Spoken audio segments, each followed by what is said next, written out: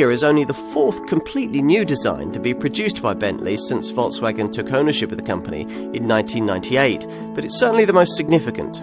The car takes the brand into previously uncharted territory and can allow owners the same capability should they wish to stretch its limits. It is, quite simply, one of the world's most complete and compelling luxury products.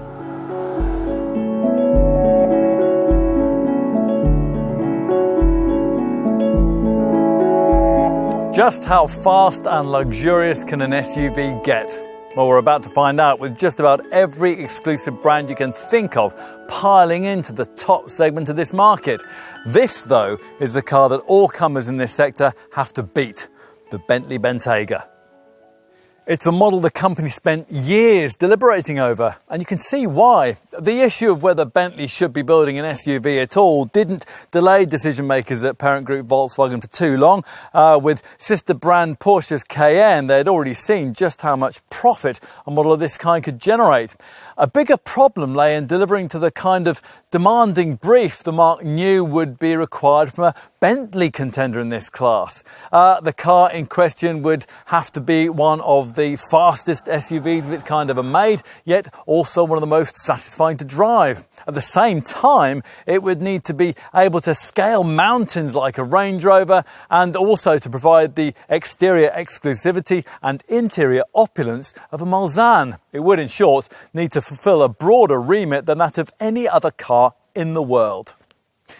Which is why so much care has gone into the creation of this model. There was certainly plenty of potential for a general dilution of brand values here, given that it was necessary for the Bentayga to share much of its engineering with other Volkswagen Group premium SUVs like the Porsche Cayenne, the Audi Q7 and the Lamborghini Urus. Now that is something that this model's more exclusively platformed rival from Rolls-Royce seeks to capitalise on. Yet, the crewmaker insists that this car is, in every way that really matters, a proper Bentley, as it'll need to be to justify the exalted prices being asked. Now that hasn't deterred potential customers who've been clamouring for the car ever since its original launch in 2016. First with 6-litre W12 petrol power, and then also with the 4-litre V8 diesel unit we're going to try here. An engine powerful enough to make this the world's fastest diesel-fuelled SUV. Either way, you can see the attraction of what's on offer here. After all, if you're fabulously wealthy and you don't want to be either constantly photographed driving a supercar or be mistaken for an airport limousine driver, just what else do you buy? One of these? Time to put this car to the test.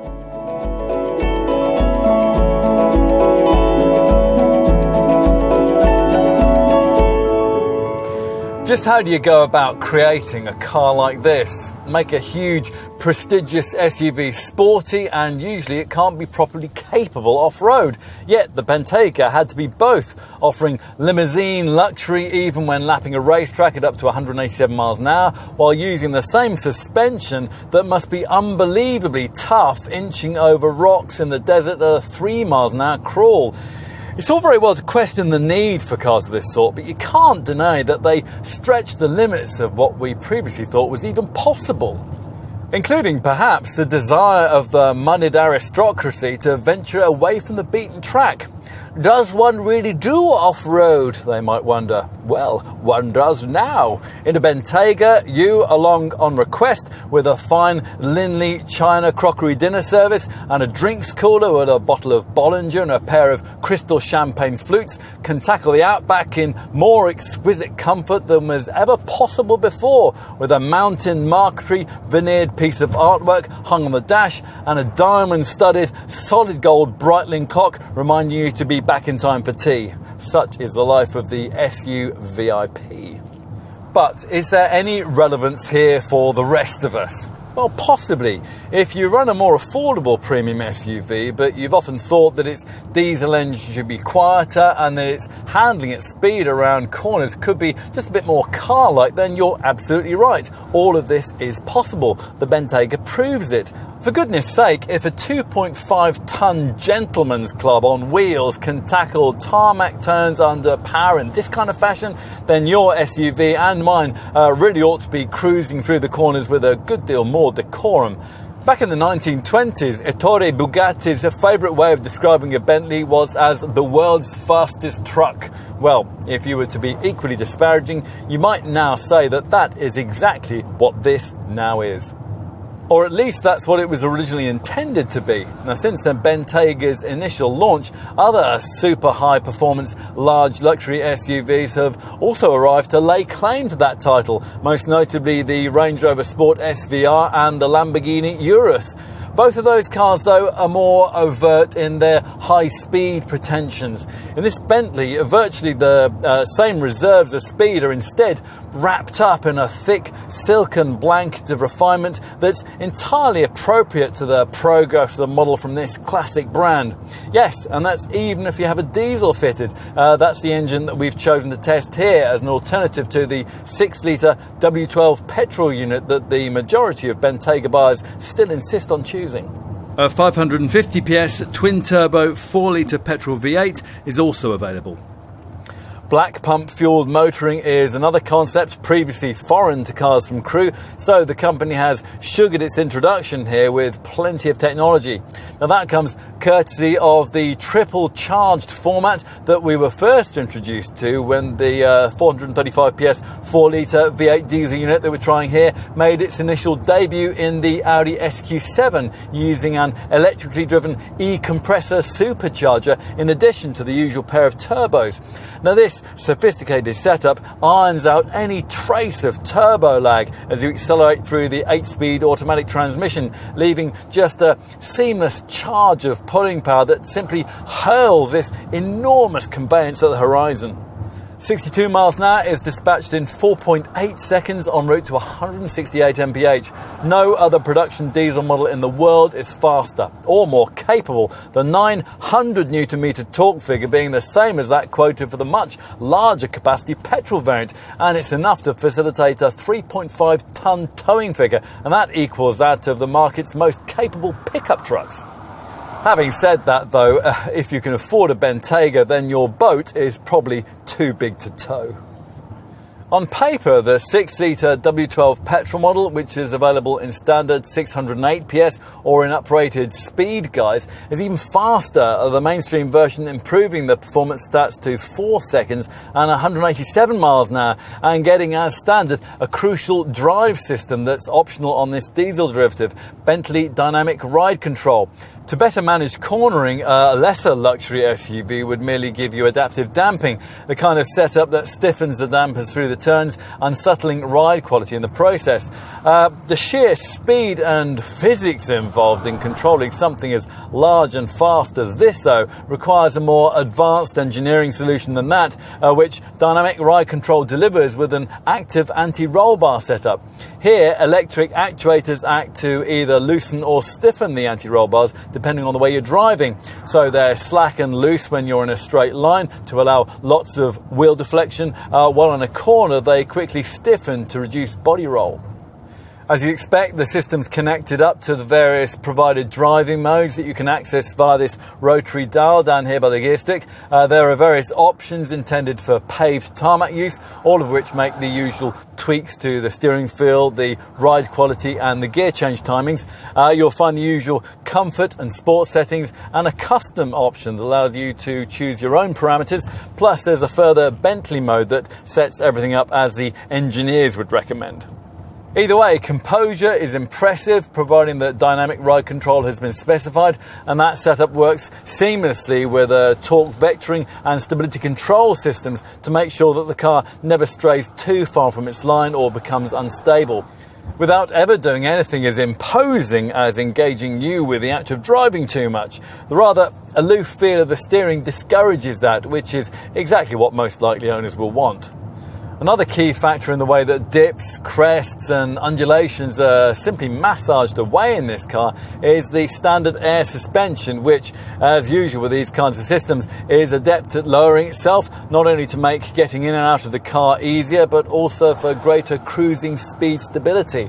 It can raise itself too, of course, pushing the standard 260mm ride height up to as much as 247mm. That in turn opens up the possibility of a great deal of extra off-road capability. That's the kind of thing that we suggested at the beginning a proportion of likely Bentayga owners might be persuaded to want. Certainly more capability has been built in here for that than they will ever need, particularly if the optional all-terrain specification pack that we've been trying here has been specified. As well as additional underbody armour and a top view surround camera system, this provides 4 further modes for that rotary controller we mentioned earlier: snow and grass, dirt and gravel, mud and trail and sand. You'll need these if you want to put to the test the quoted 25-degree approach and departure angles, with each drive setting featuring throttle, brake, gearbox and suspension inputs tailored to suit the conditions. As you cruise through the wilds with Mozart on your stereo, the all-terrain info screen option that you can select on the centre dash display will allow you to monitor all of this, along with the current state of vehicle pitch, the steering angle, the wheel articulation, the vehicle roll and the suspension ride height. Plus there's also a compass and an altimeter. If this was merely a conventionally large, luxurious SUV, you'd start to question the point of all this, given that, of course, a typical Bentayga will spend its life negotiating the hazards of the suburbs rather than the Serengeti. But, as we've been saying all the way through, this is not a conventional large luxury SUV, which is exactly why potential buyers likely to want one might be mildly amused by the thought of breakfasting on Ben Nevis or snacking on Snowdonia. Most of the time, though, they will simply enjoy the way that this genteel conveyance can transport them into another rarefied world far removed from that attainable by most ordinary SUVs, however pretentious. It's the Bentley way.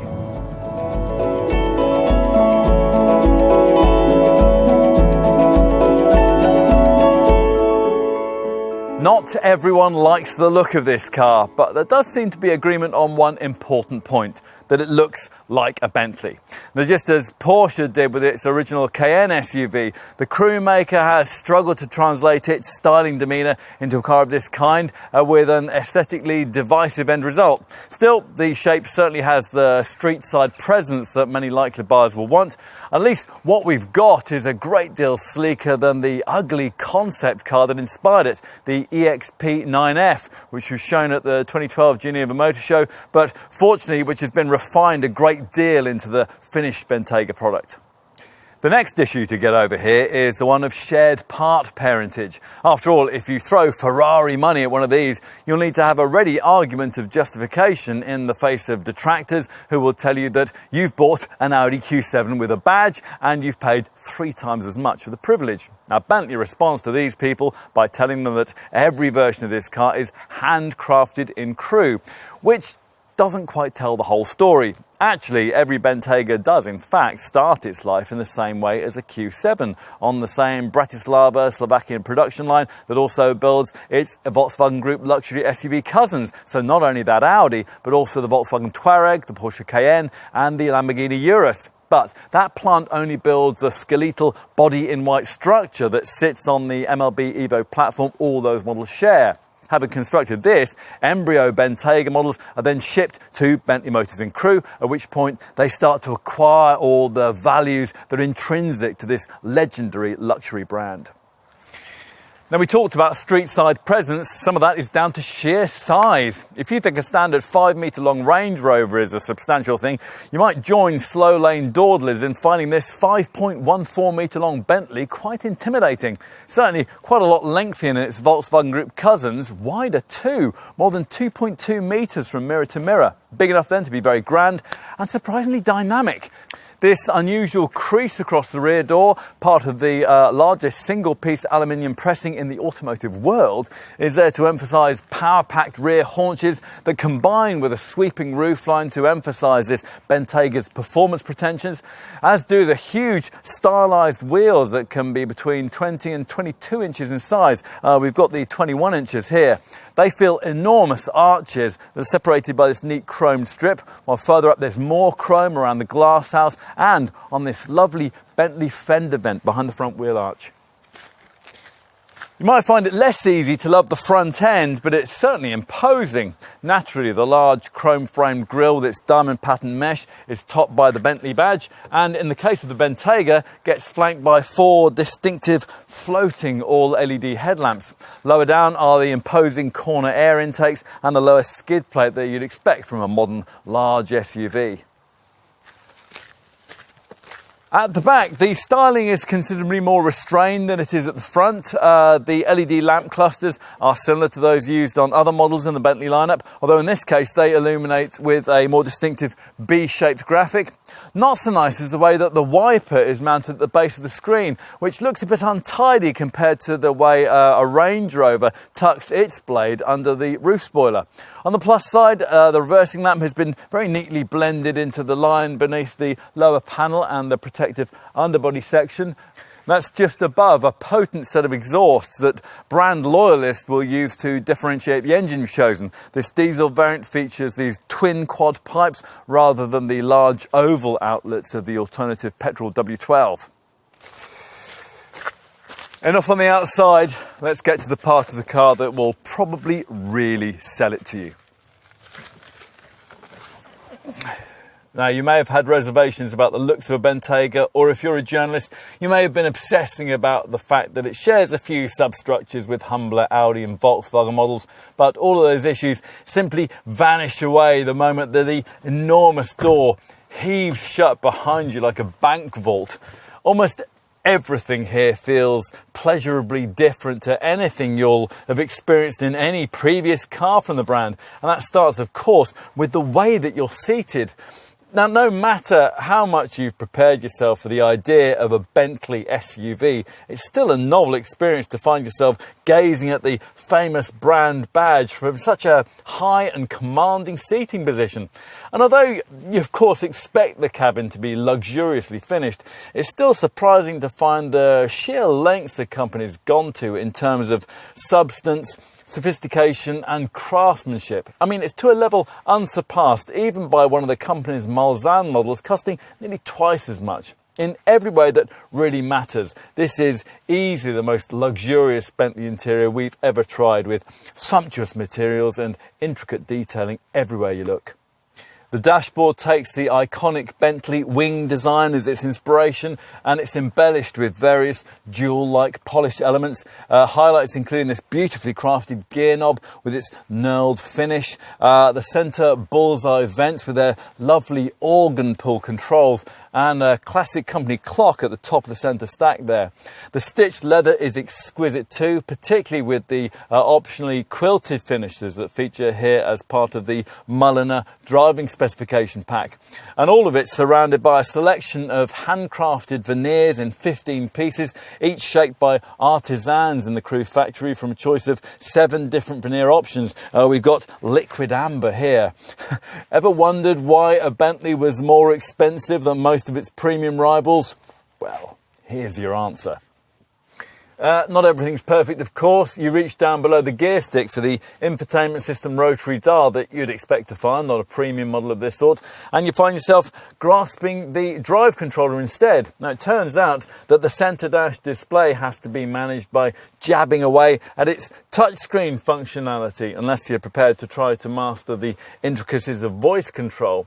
At 8 inches in size, this monitor isn't particularly large by premium class standards either. Still, it does manage all the audio, navigational and informational functions well enough, with most of that content also available for display in the configurable centre panel that lies between the 2 main dials in the instrument binnacle. You can transform this area into a navigation map if you want to, or use it to view trip data, audio, phone or driving settings. Now, if you specify your Bentayga with a head-up display, of course, you won't have to look at any of this very much. What else? Seats have always been a handcrafted Bentley speciality, and these ones really are sumptuous, featuring 22-way power adjustment, heating, and in this case, ventilation and a 6-program massaging system. A word for the optional name for Bentley, 18-speaker, 1950-watt audio system too. If there's a better in-car hi-fi setup currently available in any car in the world, we haven't yet heard it. But have the designers nailed the practical stuff too? Well, mainly yes.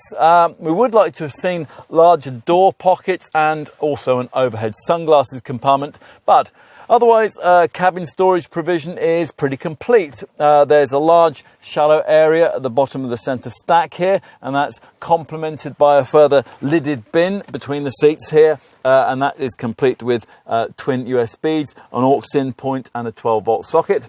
In addition, there's also a small cubby below the drive controller. There are two cup holders here by the gear stick, and there's also a reasonably sized glove box, which is a little bit compromised actually by the need for media system storage. Of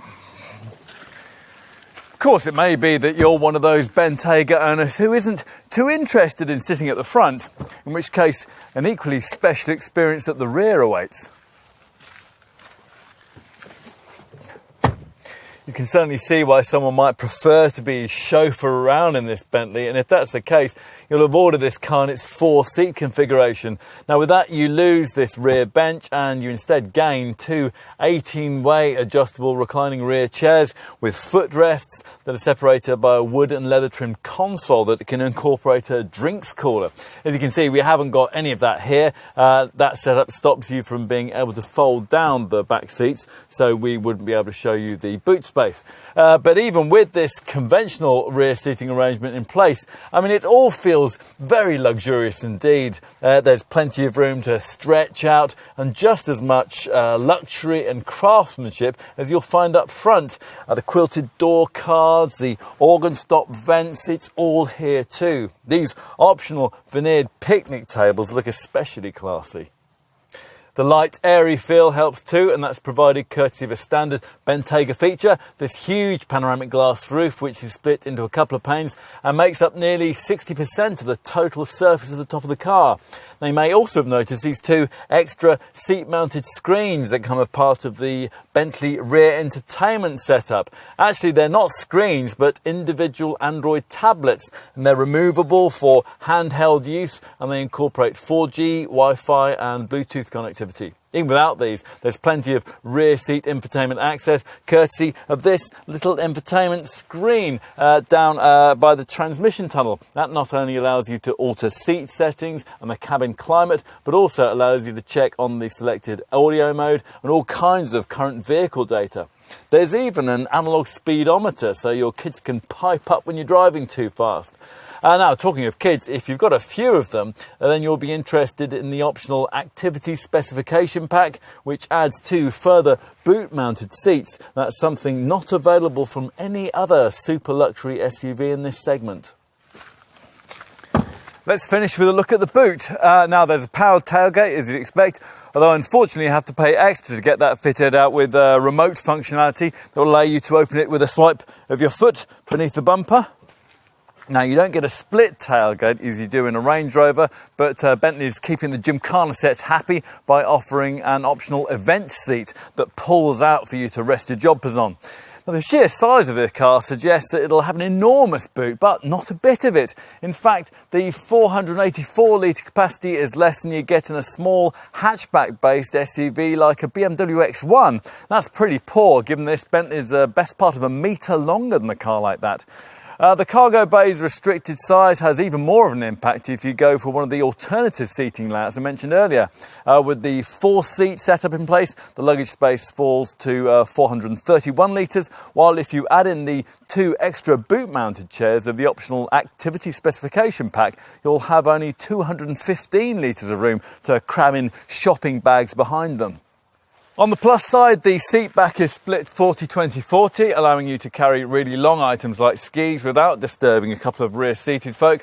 And as part of the air suspension system, there's this useful little button on the left-hand cargo wall that allows you to drop the loading height down to make getting heavier items in and out that bit easier. Nearby is a useful netted area for taking smaller items too. Now, though you can pay extra for these luggage management kit floor rails and subdivide the boot area if you want to. There's no provision for an adjustable height boot for that would enable you to carry taller items more easily. Perhaps that's because there's so little space beneath the boot floor. Now, with or without the upgraded name stereo system fitted, there's certainly no room down here for the kind of full-size spare wheel that you'd think every truly capable large SUV ought to have. Perhaps most annoying of all is that Bentley hasn't thought it necessary to include the standard provision of cargo sidewall seat retraction latches. Now, because those don't feature on the seat shoulders either, if you want to flatten the rear bench, you have to come round to the side of the car and pull up catches on the sides of the seat bases.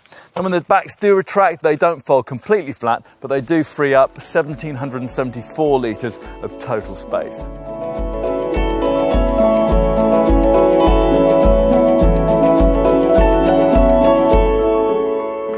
Bentley describes the Bentayga as the fastest, most powerful, most luxurious and most exclusive SUV in the world. That's quite a claim, and it's backed up by prices to match. Just to park one on your driveway will cost from around £136,000 for the diesel, and that's before you've added a single option or extra. If you want the extra power of the petrol-fueled W12 variant, your starting point will be around £163,000.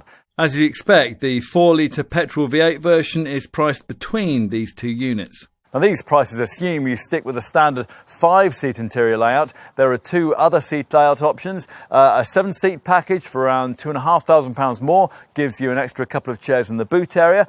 Or you could go the other way and choose a version with seating for 4, which for around £9,000 more creates a real limousine feel with individual second-row reclining chairs.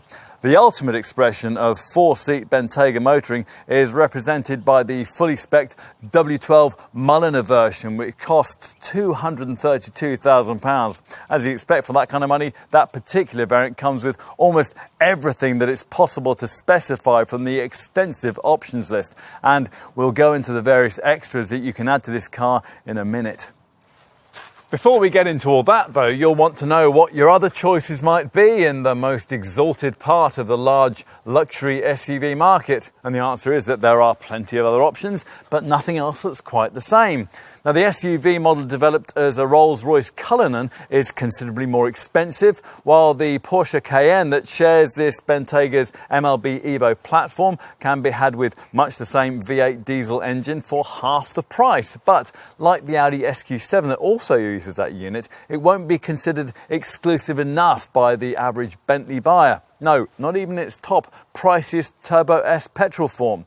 And the same goes for the Range Rover, although in its top guises, you could easily pay Bentayga money for one of those. What else? Well, if you have around £135,000 to spend in this sector, you could have a Mercedes-AMG G63, but that would handle like a tank. Or you could go for the top version of the all-electric Tesla Model X, which isn't much better in that regard, and which can't approach this Bentley's opulence and build quality. A more interested likely Bentayga buyers, though, will, we think, be its cousin, the Lamborghini Urus, which in V8 twin-turbo form is priced comparably with the W12 petrol version of this car, but focuses more on tarmac territory, so it's less of an all-rounder than this British-built model. In short, you can see what we mean, which is why if you have the wherewithal and you like the unusual looks, we wouldn't be surprised if you were to come down in favour of the car with the winged bee on its bonnet and sign up for a Bentayga. Having taken this step, you'll probably be, well, mildly interested to know just how generous Bentley has been with the standard specification, so you can establish just how much further box ticking is going to be required before a personalised version of this car can join the other exclusive models that you'll doubtless already have residing in your oak timber frame garage. Well, let's see. The two main models, the diesel and the W12 petrol, both share the same basic spec. Now, this gives you niceties like full LED headlamps with high beam assist, air suspension, exquisite Bentley-designed leather-powered heated seats, a panoramic sunroof, a powered tailgate, and an electrically adjustable steering column. Plus, of course, there are all-round parking sensors, there's climate control, and auto headlamps and wipers. And, as you'd expect, you get the usual twin front, side and curtain airbags, plus the normal systems for traction and stability control, along with hill descent control too, and tyre pressure monitoring. Infotainment, well, that's taken care of by an 8-inch centre dash colour infotainment touchscreen, which connects you into a 10-speaker DAB stereo system and a 60GB hard drive. Bluetooth lets you hook up your smartphone, and there's a 4G mobile Wi-Fi hotspot as standard, as well as 2 USB ports and a pair of SD card slots. Now, the same monitor also runs the satellite navigation with 3D building view, and you can use voice or gesture control to change some settings, such as volume or to zoom in, without having to put your finger on the screen. There are some trimming differences between the two main variants though, and it's worth knowing that the pricier petrol model offers you a wider range of available interior and exterior trimming options. Now, at a casual glance, the most obvious outside visual differentiator between those two derivatives is the front grille mesh, which is coloured in gloss black for the diesel or chrome for the W12 petrol model. Perhaps more significantly though, you get two things as standard on the petrol model that most buyers of this diesel will probably end up paying extra for. It's an upgrade from 20-inch to 21-inch wheels and Bentley's dynamic ride control system that does so much to limit body roll through the corners, and which costs nearly £4,000 more if you go for the diesel variant. Whatever your choice of engine, you'll be offered the chance to specify the car with one of 7 variations on Bentley's optional Mulliner driving specification pack. Now, in each case, there's a choice of wheel designs, plus you get dual-style fuel and oil caps, drilled alloy foot pedals, embroidered Bentley logos in the seat leather, and diamond quilting for the seat bolsters, the shoulder pads, and the door inserts. Having mentioned options, let's get into that a bit. So, where do we start? Perhaps with the Sunshine specification pack that most customers go for, which serves up electrically operated rear blinds and twin visors for the driver and passenger that let you block both front and side sun glare at the same time. Also frequently added to this car is the luggage management kit that comes with a telescopic bar which runs in rails in the boot floor and allows you to secure loads in place no matter what size they are.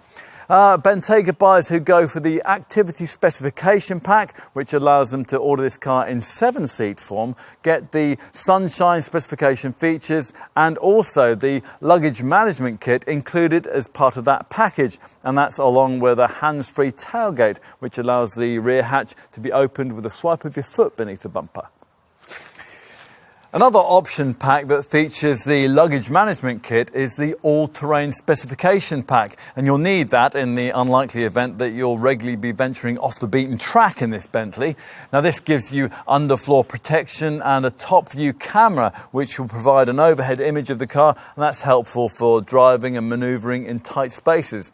Now, the key all-terrain specification pack inclusion though is the brand's Drive Dynamics control system with its responsive off-road settings, and that allows you to choose the right mode for the terrain you're on. How relevant is all that going to be for a typical Bentayga buyer though? Well, not very. For such a person, it will make far more sense to specify 2 more road-orientated specification packs. They're badged City and Touring, both of which include camera-driven safety features, many of which, to be frank, we would have expected would be fitted as standard on a car of this price. Take autonomous braking. That's one of those setups that, as you drive, scans the road ahead in search of potential accident hazards, warning you if one's detected, and if necessary, braking the car to avoid a collision. Now, we were a bit shocked to find that Bentley's system, Bentley Safeguard Plus, isn't standard regardless of spec on all versions of this car. But you do get it as one of 6 features in the Touring specification pack that most customers do choose, along with 5 other inclusions: a head-up display, lane assist, which steers you back into your lane should you be drifting from it, adaptive cruise control, which automatically keeps you a safe distance from the car in front on the highway, and which can work with predictive data from the navigation system, night vision, which gives you enhanced forward vision after dark, and traffic assist, which can basically drive the car for you in low speed congestion, controlling steering, throttle and brakes. Almost all Bentayga buyers also tick the further box for the City specification pack, which includes 5 further features. City Safeguard, the first of those, is basically another autonomous braking system, but this one particularly focuses on identifying pedestrians at lower urban speeds and can, if necessary, automatically brake the car to avoid them. Reverse traffic warning will alert you to oncoming vehicles when you're reversing out of a space. Traffic sign recognition pictures road signs as you pass and displays them on the dash. Park assist will help you to identify parking spaces and steer you into them, and that's also helped by the top view camera system that we mentioned previously. If you can't be bothered to wade through all those options and you just want the most opulent Bentayga you can get, then your dealer will walk you over to the very exclusive Mulliner model, which can only be ordered with the W12 petrol engine.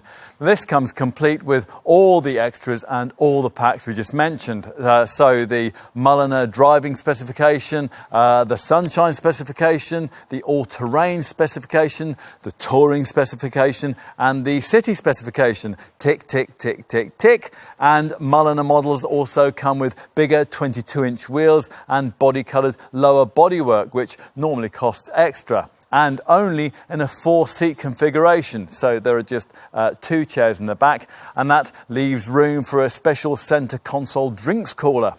Other exclusive touches on this top variant include bespoke door sill tread plates, a heated steering wheel, and for the dash, an ombre burr walnut fade veneer finish that transitions from piano black to clear stained wood.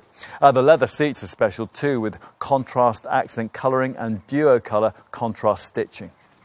So we've covered the main models in the range and the key elements of standard and optional Bentayga equipment. But of course, it's possible to go a lot further than that. For a start, you're probably going to want to upgrade your car's audio system. Most Bentayga owners do, possibly with a 12-speaker, 700-watt Bentley signature audio setup, but ideally with the 18-speaker, 1950-watt Name for Bentley premium package we've been trying here. And that's an extra which will set you back over £6,600. Is any setup worth that? Well, all we can say is we've never tried a better in-car audio system.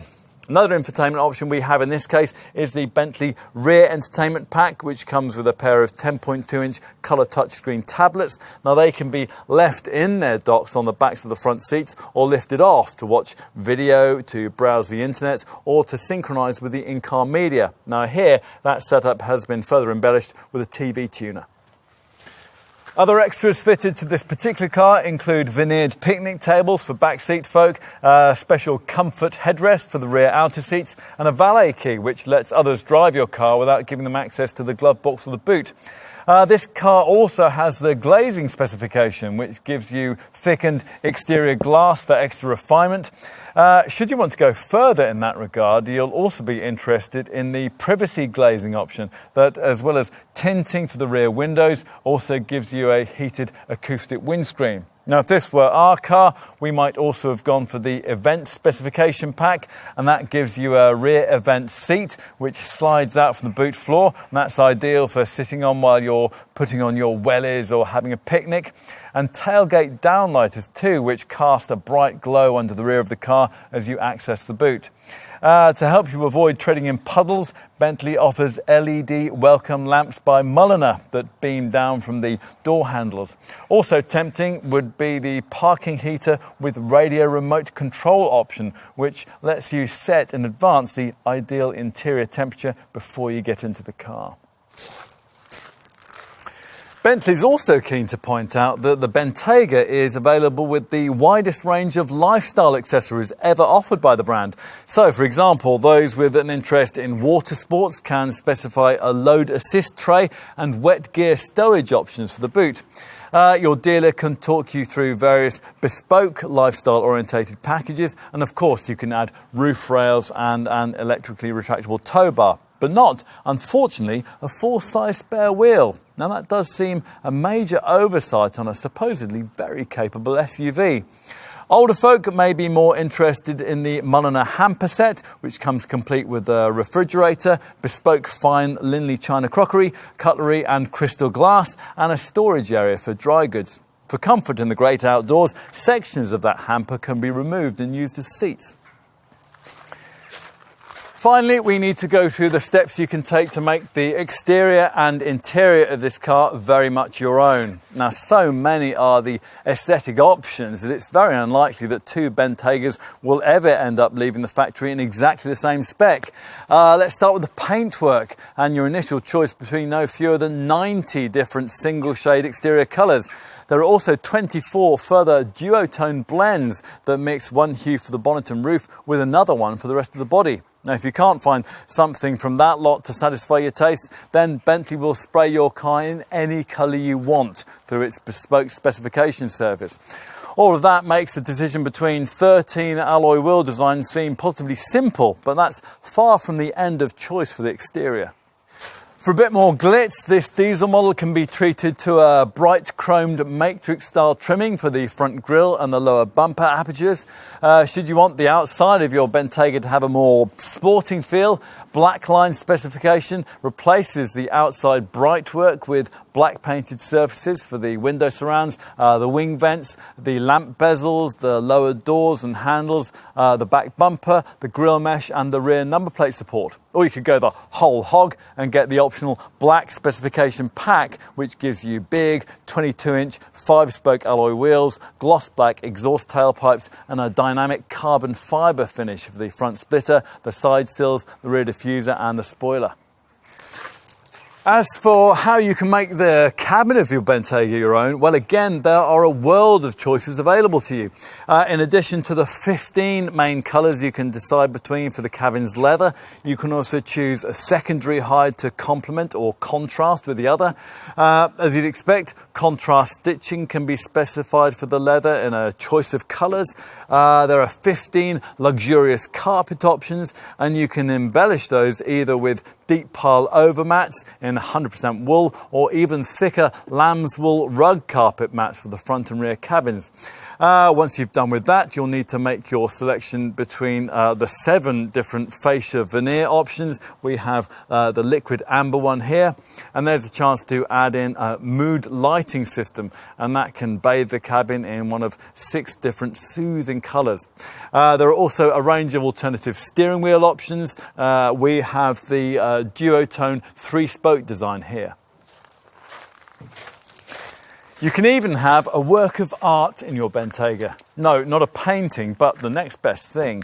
Artists at Mulliner have produced a piece of mountain marquetry veneer that decorates the passenger side of the dash and uses 32 layers of different veneered woods from 6 species of tree to depict the rogue Bentayga in Gran Canaria, the mountain range that apparently inspired this car's name. It's a work of art that you'll want to drive off with, and certainly a unique cabin feature. But not quite as unique as the ultimate addition that you could add to this Bentley's interior, the Mulliner Tourbillon by Breitling clock. Now, this jewel-like timepiece can be had with light or dark mother-of-pearl finishes. It's machined from solid gold. It's decorated with 8 diamond indexes, and it sits on top of the centre console between the 2 air vents. And the cost of this extra? A cool £105,000.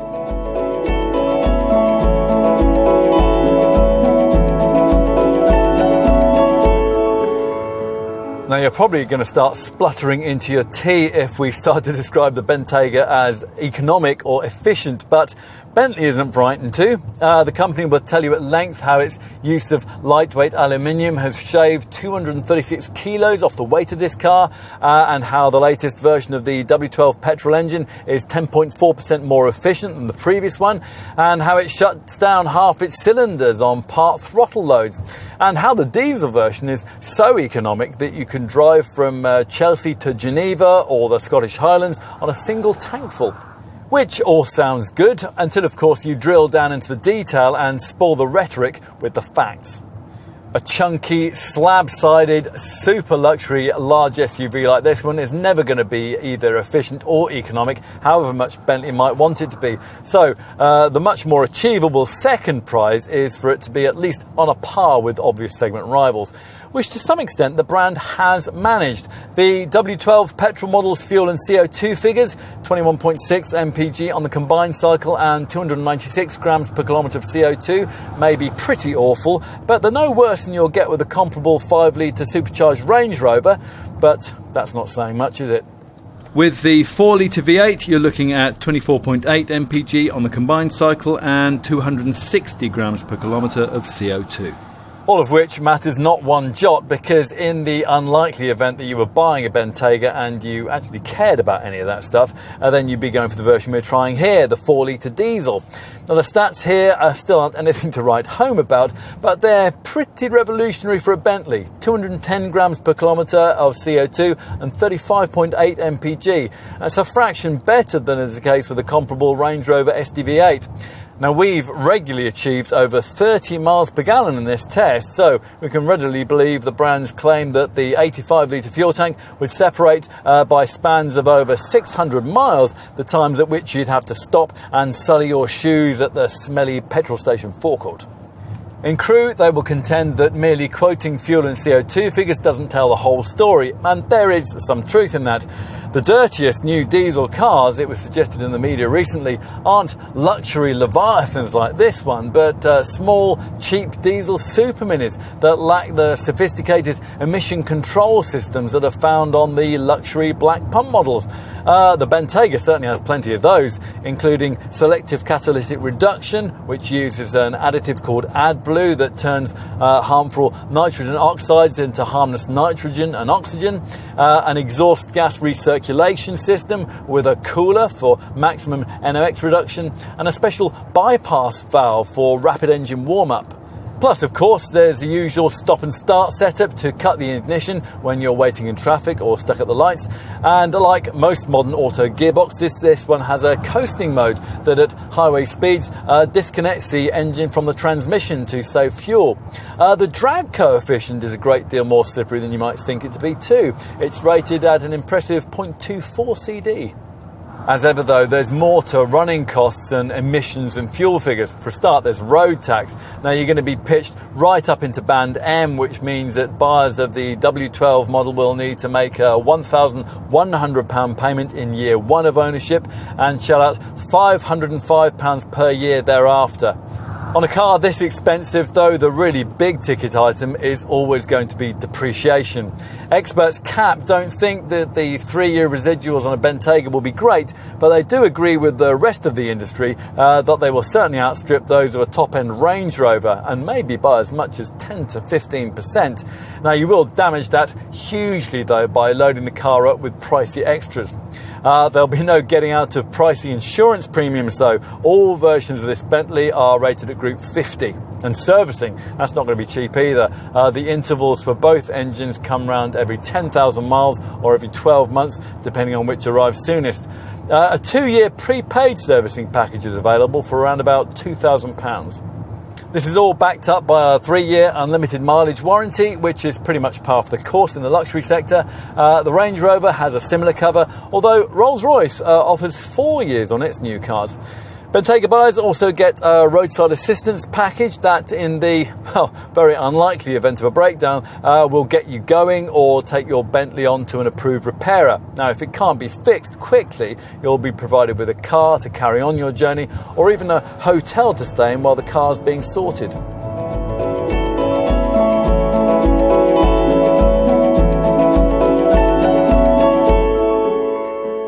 There are two ways of looking at this car. Either you share the view of the CEO of Rolls-Royce, who dismisses it disparagingly as a camouflaged Q7, or, as we do, you consider what Bentley has set out to achieve here and you marvel at just how many of their objectives have been realised. There's most of the off-road prowess of a Range Rover, most of the on-tarmac drive dynamics of a Porsche Cayenne Turbo, and the gentleman's club style interior exclusivity of a Bentley Mulsanne. You can tow 3.5 tons, you can use it as a boardroom limousine, and on continental autobahns on your weekends off, you can drive it up to 187 miles an hour if you're in the W12 version. Name us another car at any price that can do all that. which does make it a touch disappointing that in some respects Bentley's made this SUV a little bit difficult to love. And if you're not put off by the price, you might be by the styling, or possibly even by the name. Practicality in the boot area should and could be a lot better too. You might think it's also credible to argue that a top Range Rover provides nearly as much capability for an awful lot less, but actually we would question that. For a start, a top Range Rover wouldn't cost an awful lot less, it doesn't handle as well on tarmac, and it has nothing like the top tier interior elegance of a Bentayga. In summary, you can see why it took the Bentley brand so long to get around to bringing us this car. But having tried it, we've ended up being very glad they did. Of course, there will always be people who will sneer at the concept behind this kind of super luxury SUV. As one writer put it, never again need you be stuck up a creek without a China dinner service. Still, if you can get over your prejudices and appreciate this model for what it's managed to achieve, there's lots to like here. Contrary to what some people might tell you, it's very much its own car, very much unique, and best of all, it's very much a Bentley, which, if you'd like one, will be exactly what you want to hear.